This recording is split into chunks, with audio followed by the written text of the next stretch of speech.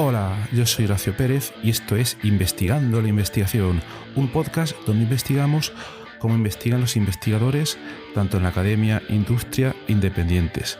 Todo ello mediante entrevistas y debates abiertos, técnicas y estrategias para mejorar todas las partes del proceso investigador y, no menos importante, opiniones abiertas que espero llamen tu curiosidad y te hagan también reflexionar.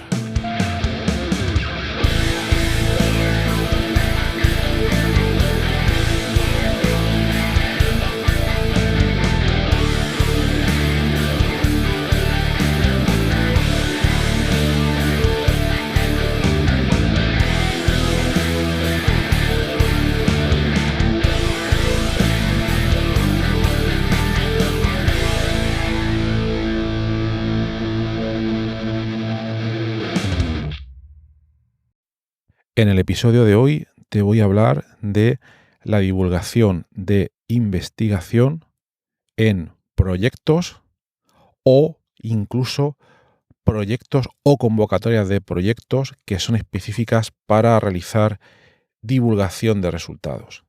Voy a hablar de todas estas convocatorias desde mi punto de vista y desde mi práctica, desde la situación que se da tanto en España como en Europa. Obviamente se puede dar en muchos otros países, pero yo contaré mi experiencia más directa. Bueno, pues vamos a por ello. Voy a comenzar por convocatorias de proyectos europeos. En muchas convocatorias de proyectos europeos, aparte de la investigación que se pide realizar en determinadas condiciones, siempre dan bastante importancia a un paquete de trabajo de divulgación de resultados de investigación. Y es prácticamente obligatorio el incluir un plan bastante razonado y detallado sobre cómo se va a realizar esa divulgación de resultados. Pueden haber muchas maneras de hacerlo, pero a veces se suele asignar a una consultora, a veces a la propia universidad que solicita el proyecto. Y bueno, recuerdo que hace poco en este podcast hicimos un episodio sobre consultoras, lo podéis escuchar si os interesa, para ver las posibilidades en que os pueda ayudar una consultora a gestionar la divulgación de un proyecto. Pero también puede ser vuestra propia universidad que tenga un gabinete de comunicación para que también ellos se ocupen pues, de realizar esa parte de divulgación de resultados. Y a veces también puede ser el propio grupo de investigación quien divulgue pues toda esa investigación. Entonces tendremos ahí pues esas tres patas: una consultora, la propia universidad o centro de investigación y los propios investigadores. Luego, además, a la hora de explicar cómo se va a realizar esta difusión, es muy importante realizar un plan lo más realista posible, donde se explica en detalle cómo se va a llevar a cabo. Por ejemplo, se puede decir, bien, el grupo de investigación se dedicará a trabajar las redes sociales para con cierta frecuencia, y ahí se ponen números, una vez al mes, una vez a la semana, 5 veces a la semana, etcétera, todo depende. Se mostrará cómo se está trabajando en el proyecto, se informará sobre las últimas publicaciones, etcétera, etcétera. Se puede hacer de muchísimas maneras. Aquí también hay que tener cuidado porque uno no se puede ir a los extremos. No puede decir que va a trabajar con una frecuencia muy alta, porque entonces ahí tenemos escasos resultados que reportar, o que la frecuencia va a ser muy baja y que encima se está pidiendo dinero para ello. Pero bueno, no me quiero meter en esa parte en detalle hoy. Esto sería en cualquier caso en cuanto a proyectos europeos, donde, como os digo, suele haber un paquete exclusivo para la divulgación de resultados. Luego, en España hay una convocatoria de la FECIT, que suele ser anual, la Federación Española de Ciencia y Tecnología, y que ahora mismo está abierta para aplicar a proyectos pues, de este tipo. Y aquí se pueden hacer pues, muchísimas cosas. Si queréis tener una idea lo más elaborada posible del tipo de proyectos que se financian, os recomiendo ir a la página de la Agencia Estatal de Investigación, ponéis FECIT FECYT, y veis los resultados de convocatorias anteriores. Y ahí os podéis hacer pues una idea bastante clara. Aquí comentar que las ideas de divulgación que se financian suelen ser cosas pues bastante específicas. Por ejemplo, os comento una que vi la semana pasada. En un instituto de educación secundaria habían obtenido financiación para pintar diversos murales con investigadores de gran relevancia en España para que los alumnos, al verlos, al observarlos, se pregunten que quiénes son, qué investigación han desarrollado y que tengan una mayor, realización de qué investigaciones se están desarrollando en ese país. Ese podría ser un ejemplo concreto.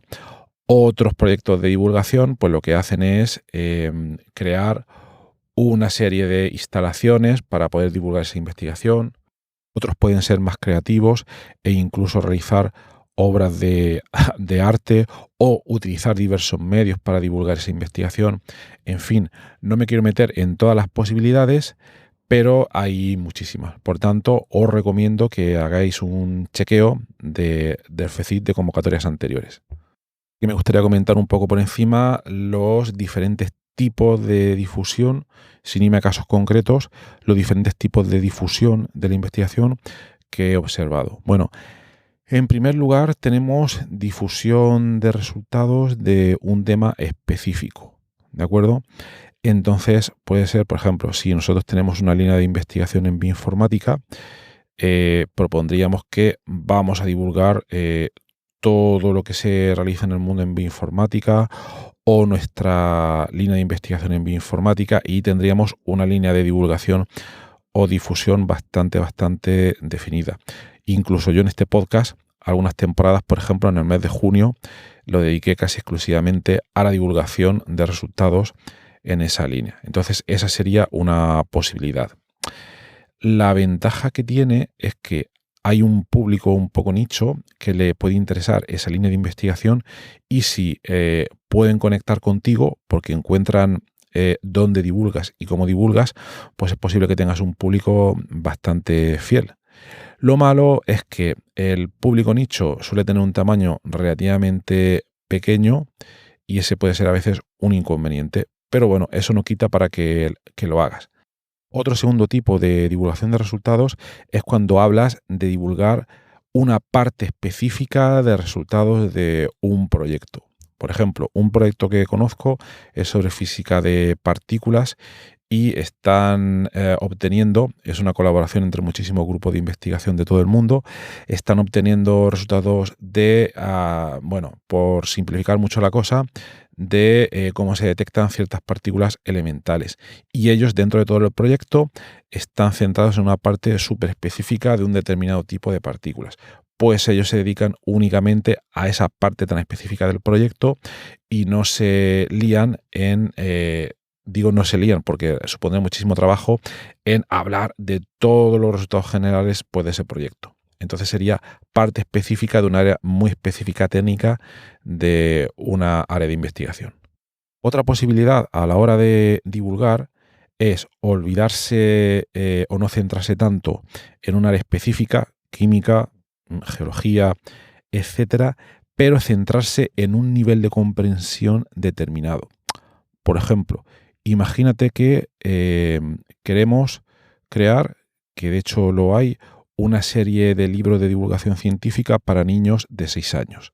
Hay ciertas colecciones, entonces aquí el objetivo sería crear un material científico o investigador para que niños y niñas de 6 años puedan leer esos libros y despertar en ellos pues, el interés por la divulgación científica y de la ciencia en general. También puede haber otro colectivo muy determinado para realizar esa divulgación.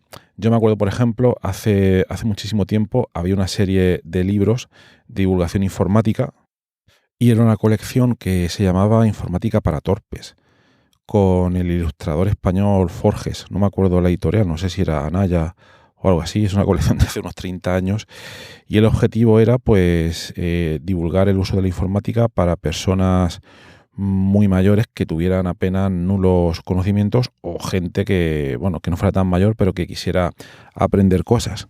Y aquí pues sería otra manera pues de abordar un poco la divulgación. Y una última división sería por herramienta de difusión o de divulgación. Por ejemplo, podemos tener, si queremos divulgar a través de vídeo, pues ya conocéis todo a día de hoy, todos los canales que podéis encontrar en YouTube a la hora de encontrar este tipo de contenido, o si el formato es audio, pues podéis ir al podcast, o si el formato es texto, aquí ya tenéis muchas más posibilidades, podéis ir a los blogs, a los artículos intermedios de divulgación científica, etcétera, etcétera. Por tanto, a la hora de realizar difusión o divulgación, os tendréis que centrar en alguno o alguno de estos puntos que hemos comentado. Es decir, centrarnos en un tema muy específico o centrarnos en divulgar la parte de resultados de un proyecto o centrarnos en un nivel de comprensión determinado o en un colectivo determinado o centrarnos en unas herramientas específicas para la hora de realizar pues esta divulgación. Luego, independientemente de todo eso, a la hora de llevar a la práctica toda la divulgación, podemos tener en cuenta una serie de cosas que yo creo que son bastante relevantes. Una de ellas es, ya digo, independientemente de todo lo comentado anteriormente, es que si realizas divulgación y utilizas para ello las redes sociales, el feedback es inmediato, es decir, puedes probar diversas cosas y ver si funcionan o no, y a partir de ahí ir iterando para cada vez mejorar, perdón por la redundancia, y de esa manera ir viendo si el mensaje que quieres transmitir llega claro, impacta a la gente, etcétera, etcétera. ¿Cómo se lleva esto a la práctica? Bien, pues una misma idea puedes intentar formularla con diversos tipos de posts en diversas redes sociales, LinkedIn, Twitter, etcétera. Puedes hacer un día un experimento, una semana, o puedes cogerte diversas semanas, no muchas, una misma idea, intentar formularla de diferentes maneras, intentar presentar en la escritura de manera más corta, de manera más larga, con o sin imágenes, etcétera, etcétera, para ver en qué condiciones esto va teniendo mayor alcance. La gente que empieza a utilizar las redes sociales y que no las ha utilizado nunca y que le gusta experimentar, se suelen dar cuenta de esto de manera intuitiva. Y esto está muy bien porque te va dando una idea de qué cosas van funcionando mejor y qué cosas van funcionando peor, al ir viendo tú cómo se va involucrando la gente pues en todo este material que vas generando. Entonces las redes sociales está muy bien porque puedes ir iterando y a través de muy pequeños cambios vas viendo lo que funciona y lo que no funciona. Por otra parte, en el otro extremo tendremos la divulgación a través de artículos. Y aquí, claro, aquí es más complicado porque el proceso de escritura tarda más tiempo, el proceso de envío a una revista de divulgación, su aceptación, su publicación, lleva muchísimo más tiempo. Obviamente es un canal que no hay que descartar, pero luego tampoco podemos saber a ciencia cierta cómo está impactando. No tenemos un retweet de esos artículos instantáneo, ¿no? Podemos tener a lo mejor ciertas métricas que nos pueda dar la editorial, pero no es lo común. Entonces, aquí la sugerencia sería trabajar tanto las formas más inmediatas de obtener feedback de la divulgación, como puedan ser las redes sociales, y también las fuentes tradicionales, que están basadas más en la escritura, donde tendríamos pues todas estas revistas de divulgación e incluso también libros, quien tenga mayor interés, mayor tiempo, etcétera. Yo recomiendo mucho intentar probar todas estas técnicas sin dedicarle una gran cantidad de tiempo, pero probarlas todas. ¿Por qué?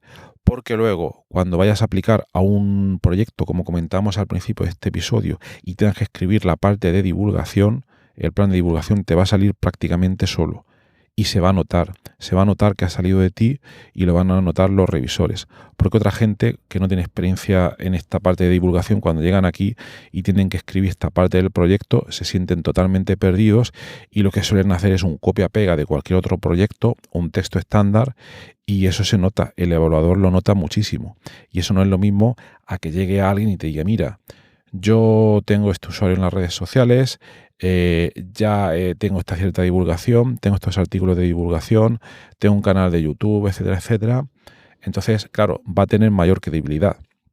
No estoy diciendo con esto que haya que tener necesariamente un canal de YouTube con 1 millón de seguidores para que te puedan dar un proyecto, para nada, pero el tener un poco de experiencia y práctica en todos estos aspectos nos puede ayudar muchísimo a incrementar las posibilidades de éxito a la hora de, pues, aplicar este tipo de convocatorias, ya sean las específicas o donde la divulgación es una parte del proyecto, como un proyecto europeo, o ya sean convocatorias realmente específicas como la del FECIT, que lo que favorece es, pues, la divulgación y el estudio de técnicas de divulgación de la investigación.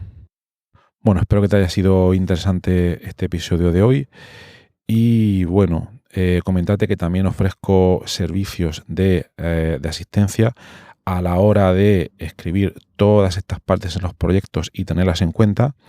Por tanto, si te interesa que te ayude en alguna propuesta, puedes contactarme directamente, lo puedes ver en las notas del programa, cómo contactarme y nada más. Espero que tengas un maravilloso día y hasta luego.